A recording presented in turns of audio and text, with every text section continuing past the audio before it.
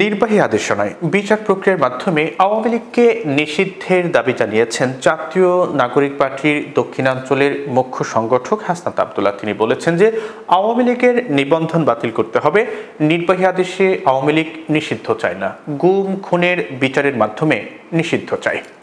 শনিবার বিকেলে শাহবাগ জাতীয় জাদুঘরের সামনে আয়োজিত সমাবেশে তিনি এই কথা বলেছেন। হাসনাত আব্দুল্লাহ বলেছেন যে আওয়ামী লীগ যে গুম খুন করেছে তার বিচারের মাধ্যমে নিষিদ্ধ চায়। সরকারকে বলতে চায় আওয়ামী লীগের নিবন্ধন বাতিল করতে হবে, বিচার প্রক্রিয়ার মাধ্যমে আওয়ামী লীগকে নিষিদ্ধ করতে হবে। হাসনাত আব্দুল্লাহ বলেন যে আওয়ামী লীগকে যারা নির্বাচনে আনতে চায় তাদের কাছে প্রশ্ন, 2018 সালে যখন মিডনাইট ইলেকশন অনুষ্ঠিত হয়েছিল তখন আপনাদের ইনক্লুসিভ ইলেকশন কোথায় ছিল? 2023 সালে যখন ডামি নির্বাচন হলো তখন ইনক্লুসিভ ইলেকশন কোথায় ছিল? হাসনাত আব্দুল্লাহ আরও বলেন যে বাংলাদেশে এখনও গুম খুন হত্যাকাণ্ড, পিলখানা হত্যাকাণ্ড, ভারত বিরোধী আন্দোলনে হত্যাকাণ্ড, জুলাই গণহত্যার বিচার হয়নি। গণহত্যাকারী আওয়ামী লীগকে নিয়ে বাংলাদেশে কোনো ইনক্লুসিভ ইলেকশন হবে না। সেনাবাহিনীর উপর পূর্ণ আস্থা ও সমর্থন আছে জানিয়ে হাসনাত আব্দুল্লাহ বলেছেন যে ক্যান্টনমেন্ট থেকে রাজনৈতিক পরিমণ্ডলে হস্তক্ষেপ 24 পরবর্তী বাংলাদেশের রাজনীতি মেনে নেবে না।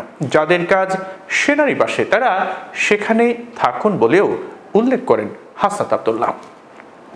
এর আগে শুক্রবার হাসনাত আব্দুল্লাহ বলেছিলেন যে 5 আগস্টের পর আওয়ামী লীগের নাম, মার্কা ও আদর্শ অপ্রাসঙ্গিক হয়ে গেছে। রাজধানীর বাংলা মোটরে জাতীয় নাগরিক পার্টির অস্থায়ী কার্যালয়ে এক সংবাদ সম্মেলনে তিনি বলেন যে 5 আগস্টের পর আওয়ামী লীগের পুনর্বাসনের ক্ষেত্রে আপনারা কি কোথাও দেখেছেন যে দলটা কোনো রিগ্রেট করেছে?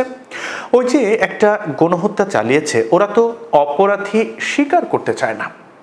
এদিন হাসনাত আব্দুল্লাহ আরও বলেছেন, আমরা আমাদের জায়গা থেকে স্পষ্ট করতে চাই যে দল হিসেবে আওয়ামী লীগের আগে বিচার নিশ্চিত করতে হবে, তাদের অপরাধ স্বীকার করতে হবে, তারপর অন্য কোনো আলোচনা হলেও হতে পারে।